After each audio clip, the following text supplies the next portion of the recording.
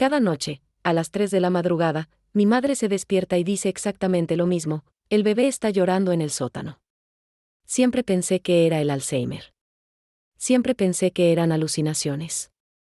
Pero anoche bajé al sótano de la casa donde crecí, una casa que lleva cerrada 30 años, y encontré algo que nunca debía haber visto. Ahora entiendo por qué mi madre nunca quiso que bajáramos ahí. Ahora entiendo por qué mi padre abandonó esta familia cuando yo tenía 5 años. Y ahora entiendo que hay secretos que no mueren con el tiempo, solo se pudren en silencio, esperando a que alguien los desentierre. Mi nombre es Patricia, tengo 41 años, y esta es la historia de cómo descubrí que mi madre no estaba loca. Estaba protegiéndonos. De ella misma. De lo que hizo. Y de lo que sigue escondido en esa casa. Porque esa frase que repite cada noche no es un delirio. Es una confesión. Y lo peor de todo es que ahora yo también la escucho. El llanto. Cada maldita noche. Desde que abrí esa puerta. Si quieres saber cómo termina esta historia, suscríbete al canal, dale like, comenta qué harías tú en mi lugar y comparte este video con alguien que no pueda dormir esta noche. Porque créeme, después de esto, tú tampoco podrás. Mi madre lleva 6 años diagnosticada con Alzheimer y los últimos 2 han sido los peores. Ya no me reconoce todos los días. A veces me llama Sofía, que era su hermana menor, muerta hace 20 años en un accidente de auto. A veces me mira como si fuera una extraña que entró a robarle. Pero hay algo que nunca falla. Todas las noches, sin excepción, se despierta a las 3 de la madrugada y dice la misma frase. Siempre con la misma entonación. Siempre con los ojos abiertos, mirando hacia la pared. El bebé está llorando en el sótano. La primera vez que lo escuché fue hace 1 año y medio. Yo dormía en el cuarto de al lado porque ya no podía dejarla sola. Me levanté asustada, pensando que había alguien en la casa. Entré a su habitación y la encontré sentada en la cama, rígida, con las manos sobre las rodillas. Repitió la frase 3 veces seguidas. Luego se acostó y volvió a dormir como si nada. Los doctores me dijeron que era normal. Que los pacientes con Alzheimer tienen episodios nocturnos, alucinaciones, recuerdos distorsionados. Que no había nada que hacer más que esperar a que pasara. Pero conforme pasaron los meses, me di cuenta de que no era aleatorio. Siempre eran las 3 de la madrugada. Siempre la misma frase. Siempre el mismo tono de voz. Nunca gritaba. Nunca lloraba. Solo lo decía.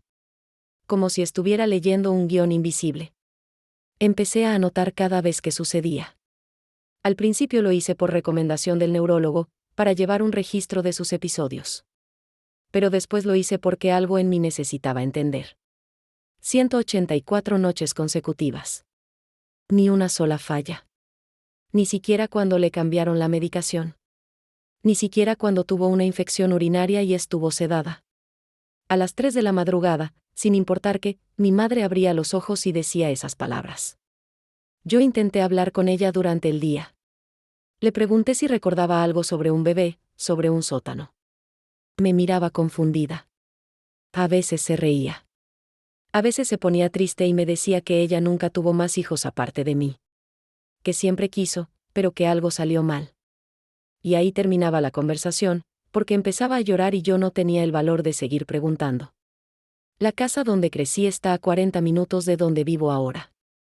Es una propiedad grande, de 2 pisos, con un jardín descuidado y un sótano que nunca usamos. Mi padre se fue cuando yo tenía 5 años. No hubo despedida. No hubo explicación. Un día simplemente desapareció. Mi madre nunca volvió a hablar de él. Nunca volvió a pronunciar su nombre. Vendió todo lo que era de él y siguió adelante como pudo, criándome sola, trabajando doble turno en una fábrica textil. Nos mudamos de esa casa cuando yo tenía 14 años. Mi madre dijo que necesitaba un nuevo comienzo. Que esa casa tenía demasiados recuerdos. Pero nunca la vendió. La dejó ahí, cerrada, acumulando polvo y silencio. Yo le pregunté varias veces por qué no la vendía. Siempre me respondía lo mismo: algún día vas a entender. Hace 3 semanas, mientras revisaba los papeles de mi madre para organizar sus finanzas, encontré las llaves de esa casa. Estaban en una caja de metal, envueltas en un pañuelo bordado con las iniciales de mi abuela. junto a las llaves había una foto vieja, descolorida, de mi madre embarazada. Pero yo nunca la había visto embarazada en ninguna otra foto. Y en el reverso, con letra temblorosa, decía: perdóname. No sé qué me impulsó a ir. Tal vez la curiosidad. Tal vez el cansancio de no entender qué pasaba con mi madre. Tal vez simplemente necesitaba respuestas. Fui una tarde de sábado. El cielo estaba gris y hacía frío. La casa se veía más pequeña de lo que recordaba, más triste. Las ventanas estaban cubiertas de mugre y había enredaderas creciendo por las paredes. El jardín era un desastre de hierbas altas y basura que el viento había arrastrado. Abrí la puerta principal y el olor a humedad me golpeó de inmediato. Todo estaba cubierto de polvo. Los muebles seguían ahí, tapados con sábanas blancas que ahora eran grises. La luz que entraba por las ventanas sucias creaba sombras extrañas en las paredes. Caminé por la sala. Por la cocina. Por el comedor. Todo estaba exactamente como lo recordaba, solo que más viejo, más muerto. Subí al segundo piso y revisé los cuartos. Mi vieja habitación todavía tenía los pósters en la pared, desteñidos y despegándose. El cuarto de mi madre estaba vacío, solo una cama sin colchón y un armario abierto. Entonces escuché algo. Un crujido. Venía de abajo. Del sótano. La puerta del sótano estaba en la cocina, escondida detrás de una alacena que tuve que mover. Estaba cerrada con un candado viejo, oxidado. Probé con las llaves que había encontrado en la caja de mi madre. La tercera llave encajó. El candado se abrió con un clic metálico que resonó en el silencio de la casa. Abrí la puerta. Una escalera de madera bajaba hacia la oscuridad. El aire que subía era frío y olía a tierra mojada. Encendí la linterna de mi celular y empecé a bajar. Cada escalón crujía bajo mi peso. Las paredes eran de cemento desnudo, húmedo al tacto. Llegué al fondo. Era un espacio rectangular, más grande de lo que esperaba. Había cajas apiladas contra una pared. Herramientas viejas. Una bicicleta oxidada. Y en el centro, cubierta con una lona gruesa, había algo grande. Me acerqué despacio. Mi corazón latía tan fuerte que podía escucharlo en mis oídos. Levanté la lona. Era una cuna. Una cuna de madera, vieja pero bien conservada. Y dentro, había una cobija azul doblada. La tomé. Debajo había un papel doblado. Lo abrí. Era un certificado de nacimiento. De un niño llamado Mateo. Nacido el 12 de marzo de 1989. 5 años antes de que yo naciera. La madre, mi madre. El padre, mi padre. Me quedé ahí, de pie, sosteniendo ese papel con las manos temblorosas. Yo nunca supe que tuve un hermano. Nadie me lo dijo.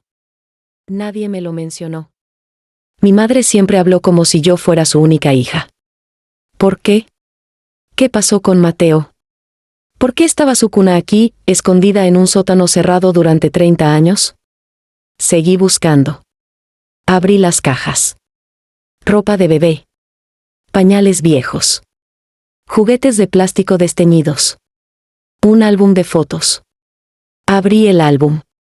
Las primeras páginas mostraban a mi madre joven, sonriendo, con una barriga enorme.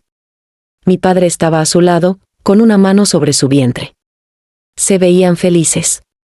Había fotos del hospital. De mi madre sosteniendo un bebé envuelto en una manta azul. Fotos de mi padre cargándolo.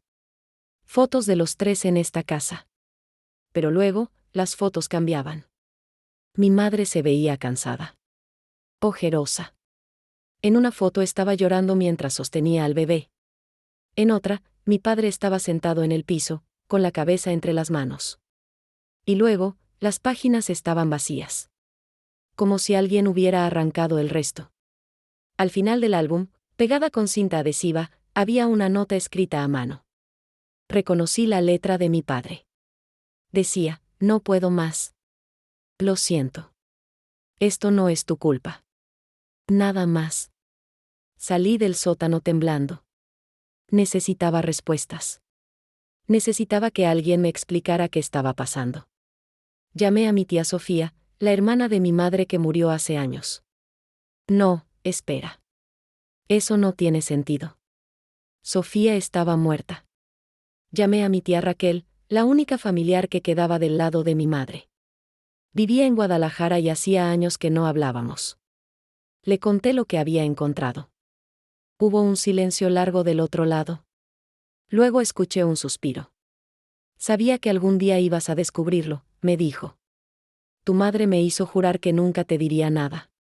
Pero ya pasó demasiado tiempo. Me contó que Mateo nació sano. Perfecto. Pero algo andaba mal con mi madre. Después del parto cayó en una depresión profunda. No comía. No dormía. A veces no reconocía al bebé. Los doctores dijeron que era depresión posparto, que se le iba a pasar. Pero no pasó. Empeoró. Una noche, mi padre la encontró en el sótano, sentada en el piso, con el bebé en brazos. Estaba cantando una canción de cuna. Pero el bebé no se movía. No respiraba. Mi madre lo había asfixiado. Sin querer, según los doctores. En un episodio psicótico. No fue consciente de lo que hizo. Mi tía me contó que mi padre encubrió todo. No llamó a la policía. No reportó la muerte. Enterró al bebé en el jardín trasero de la casa. Mi madre fue internada en una clínica psiquiátrica durante 6 meses. Cuando salió, nunca volvieron a hablar de Mateo. Actuaron como si nunca hubiera existido. Mi padre no pudo con la culpa. Se fue un año después. Mi madre bloqueó todo de su memoria. Siguió adelante. Se embarazó de mí. Y yo nací en una casa que escondía un cadáver. Tu madre nunca dejó de arrepentirse, me dijo mi tía. Pero tampoco podía recordar. Su mente lo borró. Hasta ahora. Colgué el teléfono. Me senté en el piso de la cocina de esa casa maldita y lloré. Lloré por ese bebé que nunca conocí. Lloré por mi madre, que cargó esa culpa en silencio toda su vida. Lloré porque ahora entendía que su Alzheimer no estaba borrando su memoria. La estaba desenterrando. Y esa frase que repetía cada noche no era un delirio. Era su conciencia, gritando por lo que hizo. Por lo que nunca pudo perdonarse. Salí al jardín trasero. La luz del atardecer pintaba todo de naranja y gris. El pasto estaba alto, lleno de maleza. Busqué alguna señal, alguna marca.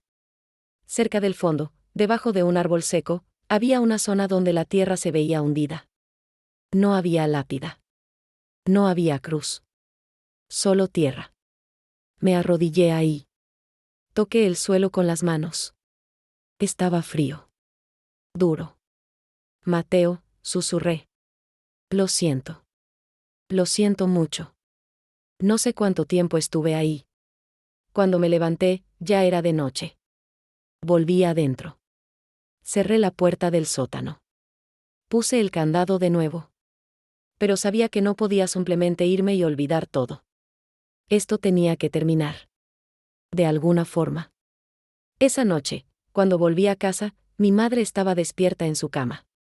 Me miró y sonrió. Hola, Sofía, me dijo. ¿Ya cenaste? Me senté a su lado. Le tomé la mano. Mamá, le dije suavemente. ¿Recuerdas a Mateo? Su sonrisa desapareció. Su mano se tensó. Sus ojos se llenaron de lágrimas. Y por primera vez en años, me miró y supe que me reconocía. El bebé está llorando en el sótano, susurró. Y luego empezó a llorar. A sollozar. Como si todo el dolor de 30 años saliera de golpe. La abracé. La dejé llorar. No dije nada. Solo la sostuve. Después de unos minutos, se calmó. Se secó las lágrimas con el dorso de la mano. Yo lo maté, dijo con voz quebrada. Yo maté a mi bebé. No fue tu culpa, mamá, le dije. Estabas enferma. No importa, respondió. Igual lo hice. Y tu papá me odió por eso. Y yo me odié. Todos los días de mi vida. Me contó cosas que mi tía no sabía. Me contó que después de salir de la clínica, seguía escuchando el llanto de Mateo. Todas las noches. Que por eso insistió en mudarse. Que por eso nunca quiso que yo bajara al sótano. Que por eso nunca vendió la casa. Porque sentía que si lo hacía, estaría abandonándolo de nuevo. Pensé que con el tiempo iba a dejar de escucharlo, me dijo. Pero nunca paró. Y ahora con esta maldita enfermedad, es peor. Porque ya no sé qué es real y qué no. Pero el llanto siempre está ahí. Siempre. Le prometí que iba a arreglar las cosas. No sabía cómo. Pero se lo prometí. A la mañana siguiente empecé a investigar. Busqué registros de nacimiento. Registros de muerte. Llamé a hospitales. A clínicas. Nadie tenía información sobre un niño llamado Mateo nacido en esa fecha. Oficialmente, nunca existió. Contraté a un abogado. Le conté toda la historia. Me dijo que era complicado. Que habían pasado 30 años. Que no había cuerpo registrado. Que mi madre estaba enferma y no podía ser procesada. Que mi padre había desaparecido y probablemente estaba muerto. Que lo mejor era dejarlo así. Pero yo no podía. No podía dejar que mi hermano siguiera enterrado en un jardín abandonado sin nombre, sin reconocimiento. Contraté a una empresa de servicios funerarios. Les expliqué la situación. Me dijeron que podían ayudar. Que podían exhumar los restos de manera privada. Que podían darle un entierro digno. Me cobraron $4,200. Pagué con mis ahorros. No me importó. Fijamos una fecha. Sería en 2 semanas. Le dije a mi madre. Asintió en silencio. Gracias, fue todo lo que dijo. El día llegó. Fui sola a la casa. El equipo de la funeraria ya estaba ahí. 3 hombres con palas y equipo especializado. Les mostré el lugar. Empezaron a cavar. Yo me quedé parada a unos metros, mirando. No sé qué esperaba encontrar. Tal vez nada. Tal vez huesos. Tal vez solo tierra. Cavaron durante 1 hora. Luego uno de ellos se detuvo. Llamó a los otros. Habían encontrado algo. Una caja de madera. Pequeña. Del tamaño de un ataúd de bebé. La sacaron con cuidado. La abrieron. Adentro estaba el esqueleto de un niño. Pequeño. Frágil. Envuelto en lo que quedaba de una manta azul. Me cubrí la boca con la mano. Las lágrimas empezaron a caer sin que pudiera detenerlas. Uno de los hombres se acercó. Lo sentimos mucho, me dijo. Vamos a cuidarlo bien. Cerraron la caja. Se la llevaron. Yo me quedé ahí, de pie, mirando el agujero vacío en la tierra. Sentí que algo dentro de mí se rompió. Pero también sentí alivio. Porque al fin, después de 30 años, Mateo iba a tener un lugar. Un nombre. Una lápida. Ya no estaría olvidado. Organicé un funeral pequeño. Solo yo, mi tía Raquel y el sacerdote. Mi madre no podía ir. Estaba demasiado frágil. Demasiado confundida. Pero le conté todo. Le dije que Mateo iba a estar en paz. Lloró. Me abrazó. Gracias, mija, me dijo. Gracias. El funeral fue en un cementerio a las afueras de la ciudad. Un lugar tranquilo, con árboles y pájaros. La lápida era sencilla. Solo decía, Mateo. Hijo amado.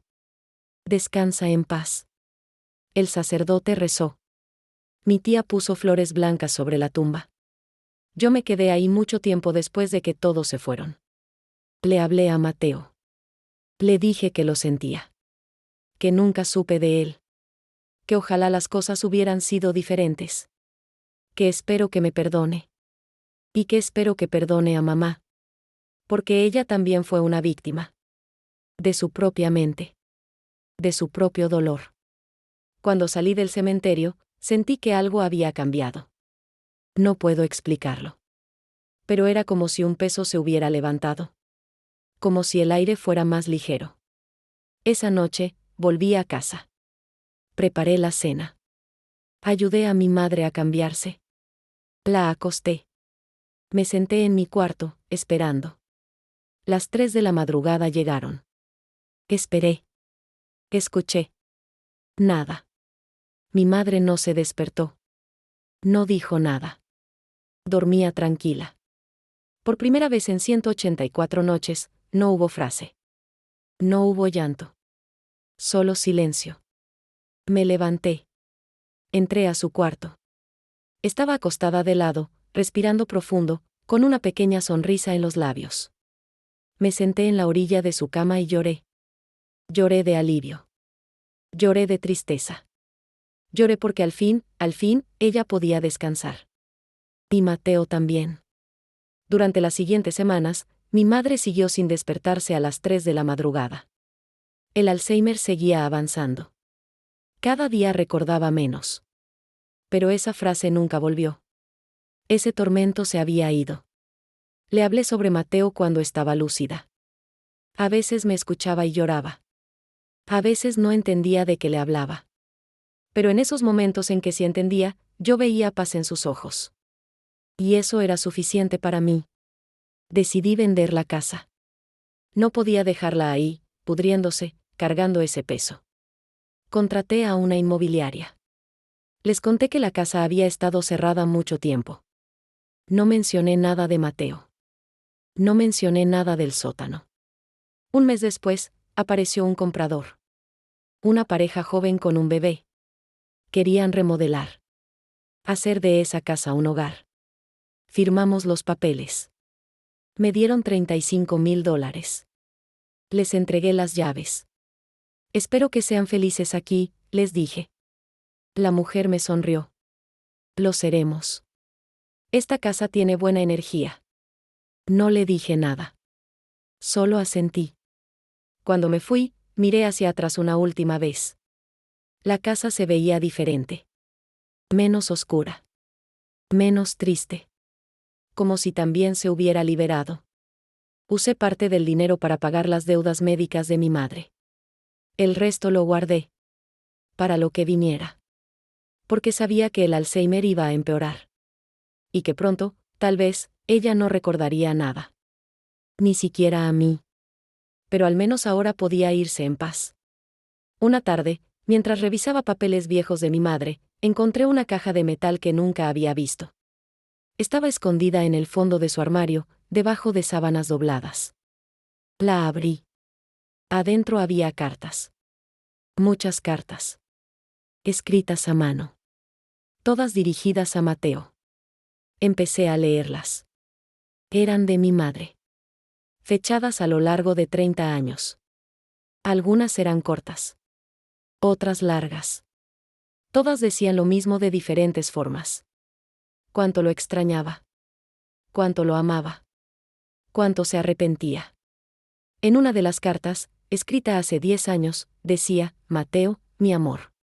Hoy vi a un niño en el parque que tendría tu edad. Me imaginé cómo serías. Si tendrías mis ojos. Si tendrías la risa de tu papá. Y lloré. Porque nunca voy a saberlo. Porque te quité esa oportunidad. Porque me quité la oportunidad de conocerte. Perdóname. Por favor, perdóname. Las leí todas. Una por una. Y al final, puse las cartas de vuelta en la caja. Las llevé al cementerio. Las enterré junto a la tumba de Mateo. Porque eran suyas. Siempre fueron suyas. 3 meses después de vender la casa, recibí una llamada. Era la mujer que había comprado la propiedad.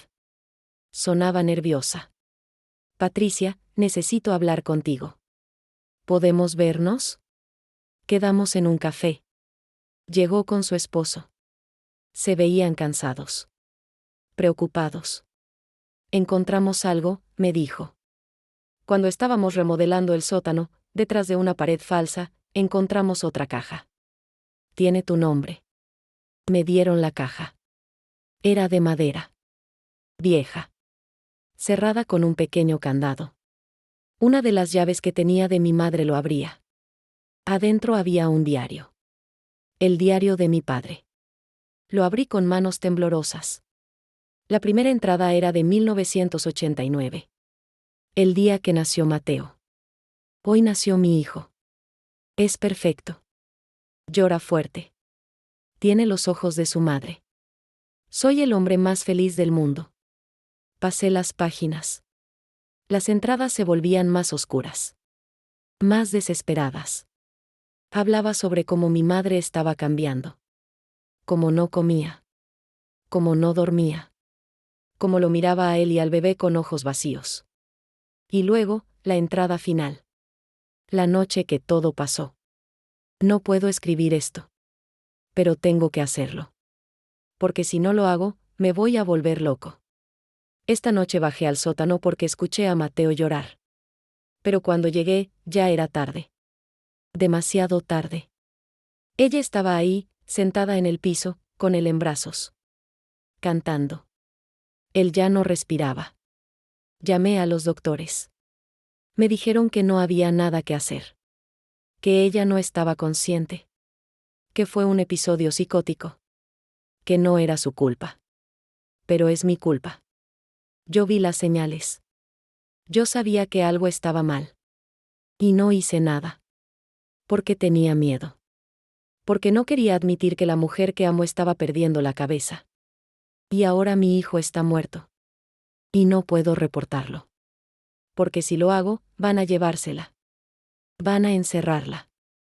Y ella no es un monstruo. Está enferma. Así que voy a enterrarlo. En el jardín. Donde ella pueda verlo desde la ventana. Y voy a vivir con esto. Pero no sé por cuánto tiempo podré. Porque cada vez que la miro, veo a nuestro hijo muerto en sus brazos. Y no puedo perdonarla. No puedo perdonarme. Voy a irme. No sé cuándo. Pero voy a irme. Y voy a dejarla sola. Porque soy un cobarde. Cerré el diario. Las lágrimas caían sobre las páginas amarillentas. Ahora entendía todo. Mi padre no abandonó a mi madre porque no la amaba. La abandonó porque no pudo vivir con el peso de lo que pasó. Y ella, en su dolor, en su culpa, bloqueó todo. Se obligó a olvidar. Se obligó a seguir. Por mí. Porque yo venía en camino. Porque necesitaba ser fuerte. Pero nunca lo olvidó realmente. Solo lo enterró. Profundo. Hasta que el Alzheimer empezó a desenterrarlo. Esa noche, me senté con mi madre. Le leí partes del diario. Ella escuchaba en silencio. A veces asentía. A veces lloraba. Tu papá me amaba, dijo cuando terminé. Y yo lo amaba a él. Pero el amor a veces no es suficiente. A veces el dolor es más grande. Lo sé, mamá, le dije. Lo sé. ¿Me perdonas?, me preguntó con voz temblorosa. No tengo nada que perdonarte, le respondí. Tú eras la víctima. Tu mente te traicionó. Y has cargado con esto toda tu vida. Ya es hora de que te perdones tú misma. Ella sonrió. Una sonrisa triste pero real. Gracias, mija. Esa noche dormimos juntas. En la misma cama. Como cuando yo era niña y tenía pesadillas. Decidí buscar a mi padre. No sabía si seguía vivo. No sabía dónde estaba. Pero necesitaba intentarlo. Contraté a un investigador privado. Le di toda la información que tenía. Nombre completo. Fecha de nacimiento. Última dirección conocida. El investigador me llamó 3 semanas después. Lo encontré, me dijo. Vive en Phoenix, Arizona. Tiene otra familia. 2 hijos. Pero está enfermo. Cáncer de pulmón. Etapa terminal. Me dio su dirección. Su número de teléfono. No supe qué hacer. ¿Debía llamarlo? ¿Debía ir? ¿Tenía el derecho a saber que lo encontré? Le pregunté a mi madre. Ella estaba teniendo un día lúcido. Ve, me dijo. Dile que lo perdono. Dile que entiendo. Y dile que espero que él también pueda perdonarse. Compré un boleto de avión. Volé a Phoenix. Tomé un taxi hasta su casa. Una casa pequeña. De un piso.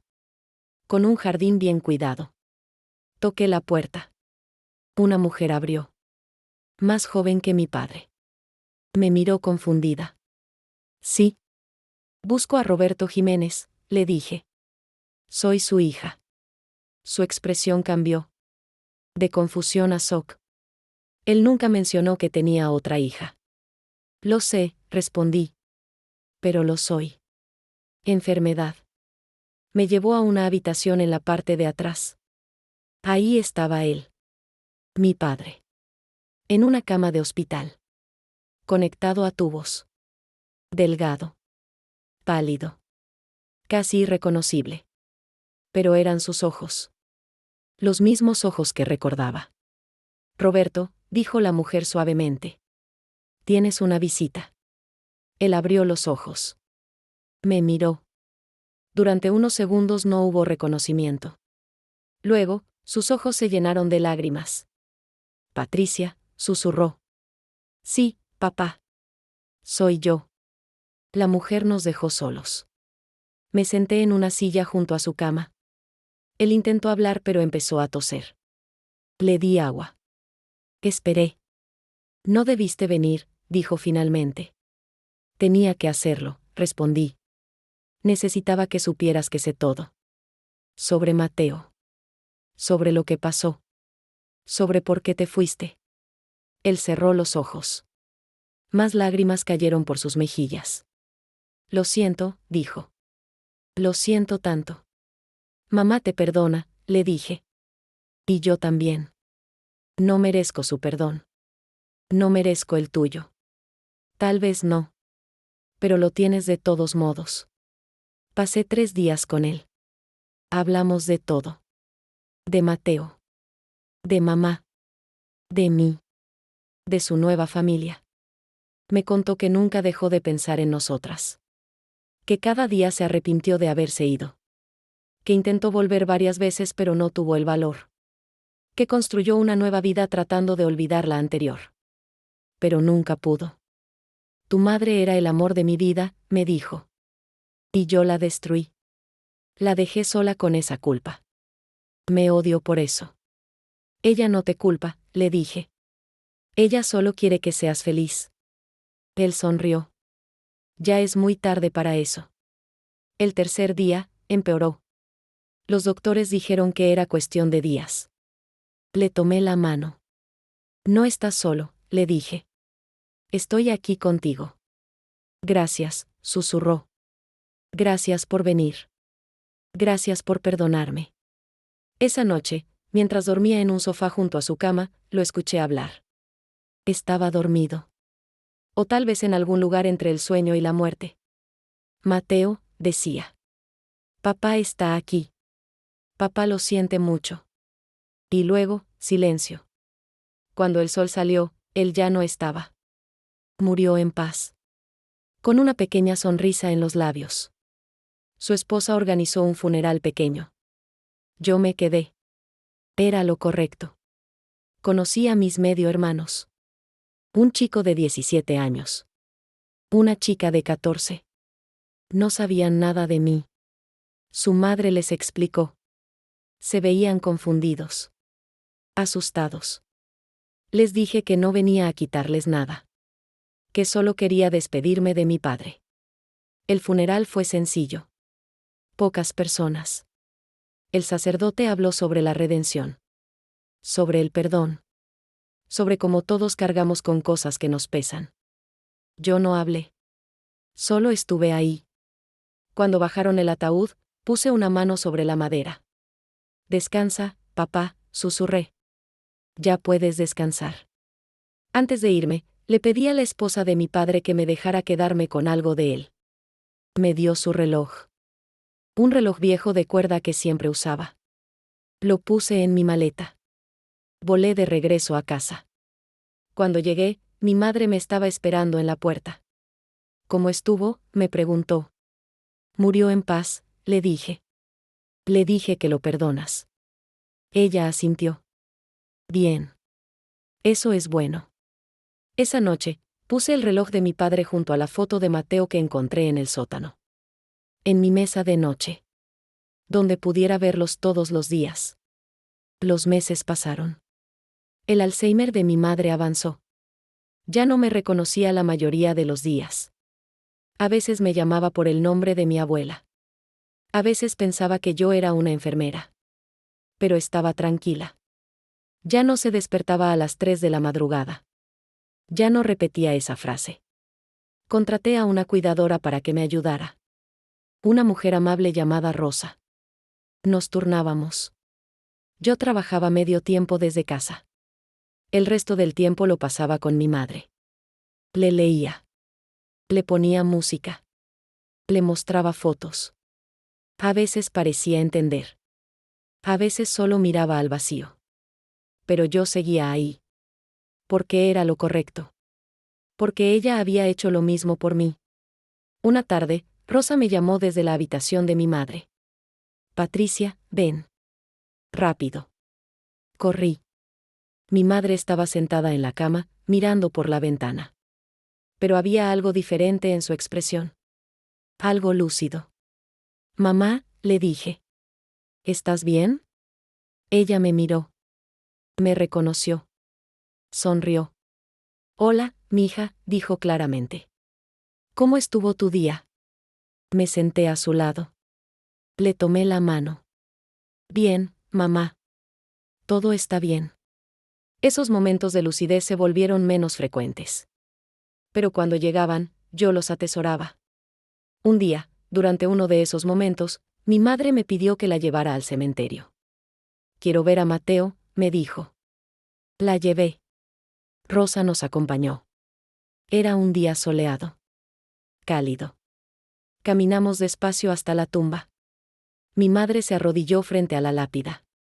Pasó los dedos sobre las letras grabadas. Hola, mi amor, susurró.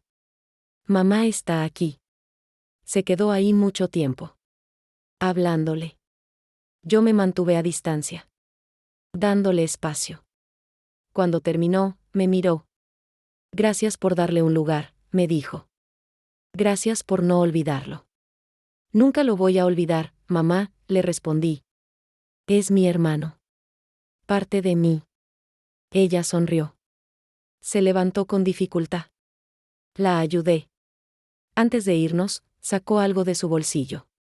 Una pequeña medalla de plata. Del niño Jesús. Era de mi madre, me dijo. Y quiero que Mateo la tenga. La puso sobre la tumba. La acomodó con cuidado. Ahora ya está completo, dijo. Y nos fuimos. Una noche, desperté con un sonido extraño.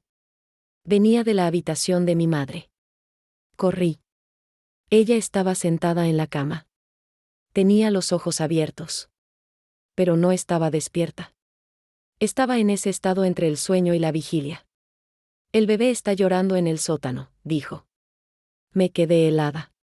Habían pasado meses. Casi un año. Y ahora volvía. Mamá, le dije suavemente. No hay ningún bebé.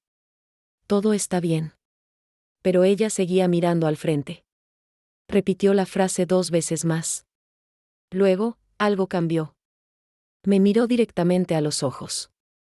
Y con una claridad absoluta, dijo, ya no llora. Ya está en paz. Y luego se acostó y volvió a dormir. Me quedé ahí, temblando. Porque supe que ese era el mensaje. La confirmación. Que Mateo al fin estaba en paz. Que ella al fin estaba en paz. Y que todo lo que hicimos, todo el dolor que atravesamos, había valido la pena. Salí de su habitación y lloré. Lloré hasta que no me quedaron lágrimas. Y luego sentí algo que no había sentido en mucho tiempo. Sentí esperanza. Decidí escribirle una carta a Mateo. No sé por qué. Tal vez porque necesitaba despedirme a mi manera. Tal vez porque necesitaba cerrar ese capítulo. Me senté una noche con papel y pluma. Y escribí. Querido Mateo, no te conocí. No pude abrazarte. No pude ser tu hermana cuando estabas vivo. Pero quiero que sepas que ahora te conozco. Conozco tu historia. Conozco el amor que te tuvieron. Y conozco el dolor que dejaste. No fue tu culpa. Nada de esto fue tu culpa. Fuiste un bebé inocente que llegó a una familia rota. Y aunque tu tiempo aquí fue corto, dejaste una huella. Porque mamá nunca te olvidó. Ni papá tampoco. Y ahora yo tampoco lo haré. Te llevaré conmigo. En mi corazón. Por el resto de mi vida. Eres mi hermano. Y siempre lo serás. Descansa en paz, Mateo. Te amo. Tu hermana, Patricia. Llevé la carta al cementerio al día siguiente. La enterré junto a las cartas de mi madre. Junto a la medalla de plata. Y me quedé ahí, sintiendo el viento en mi cara, sabiendo que él me escuchaba. El 12 de marzo llegó. El cumpleaños de Mateo. Habría cumplido 36 años. Compré un pastel pequeño. De chocolate. Velas azules. Llevé a mi madre al cementerio. Era un día frío. Gris. Pero tranquilo. Puse el pastel frente a la tumba. Encendí las velas. Feliz cumpleaños, Mateo, dije. Mi madre estaba en su silla de ruedas. Miraba la tumba. No dijo nada. Pero vi lágrimas en sus ojos. Canté feliz cumpleaños. Mi voz se quebraba. Pero seguí. Hasta el final. Luego soplé las velas. Por él. Pide un deseo, le dije a mi madre. Ella cerró los ojos. Movió los labios en silencio. Luego los abrió y me miró. Deseo que seas feliz, mija, me dijo. Eso es todo lo que quiero. Que seas feliz. Lo soy, mamá, le dije. Contigo. Con todo lo que hemos pasado. Soy feliz.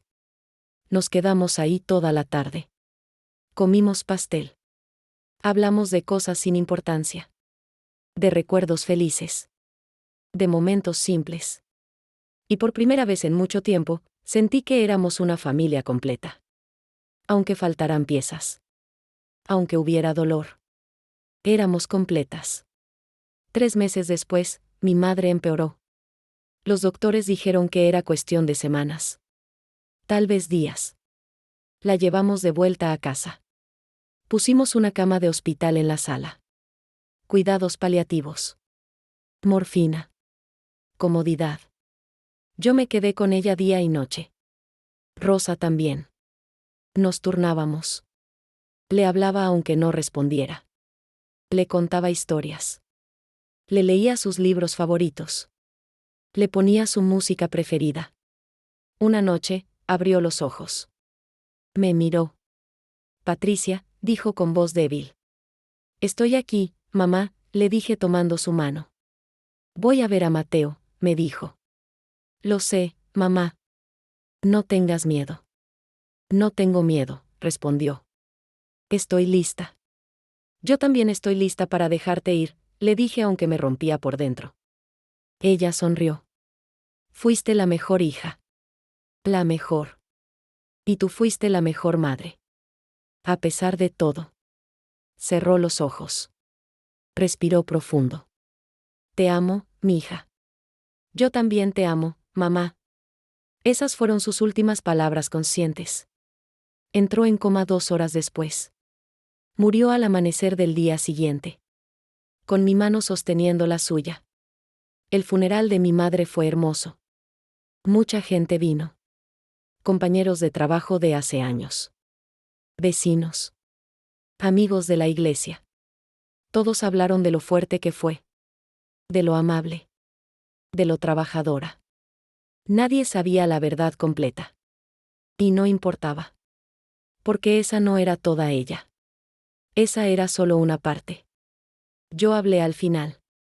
Les conté que mi madre cargó con un dolor inmenso toda su vida. Que perdió un hijo de una manera que nadie debería perder a nadie. Que se culpó cada día. Pero que siguió adelante. Por mí. Porque era fuerte. Porque era valiente. Mi madre no fue perfecta, dije. Pero me amó con cada parte rota de su ser. Y eso es más de lo que mucha gente puede decir. La enterramos junto a Mateo. En la misma parcela. Juntos. Como siempre debieron estar. La lápida decía: Madre amorosa. Descansa en paz con tu hijo. Cuando todos se fueron, me quedé ahí. Sola. Mirando las dos tumbas lado a lado. Ya pueden estar juntos, susurré. Ya no tienen que sufrir más. Y me fui. Con el corazón roto. Pero también con paz. Porque sabía que ella al fin era libre. Pasaron meses. La casa se sentía vacía sin mi madre. Extrañaba sus llamados nocturnos. Extrañaba cuidarla. Extrañaba tener un propósito. Me tomé tiempo para sanar. Fui a terapia. Hablé sobre Mateo. Sobre mamá. Sobre papá. Sobre el peso de cargar secretos familiares. Poco a poco empecé a sentirme mejor. Empecé a salir de nuevo. A ver amigos. A vivir. Decidí hacer algo significativo con el dinero que quedaba de la venta de la casa. Doné $15,000 a una organización que apoya a madres con depresión posparto. En nombre de mi madre. Y de Mateo. El resto lo usé para crear un pequeño fondo. Para ayudar a familias que cuidan a enfermos de Alzheimer. Porque sé lo difícil que es. Sé lo caro que es. Sé lo agotador que es. Y quería que algo bueno saliera de todo este dolor. También empecé a escribir. Esta historia. Todo lo que pasó. No sé si alguien la va a leer. Pero necesitaba sacarla. Necesitaba que existiera en algún lugar fuera de mi cabeza. Una noche tuve un sueño. Estaba en la casa vieja. La casa donde crecí. Pero estaba limpia. Iluminada. Sin polvo. Sin sombras. Bajé al sótano. La puerta estaba abierta. Bajé las escaleras. No tenía miedo. Al fondo, junto a la cuna, estaban mi madre y mi padre. Jóvenes. Felices.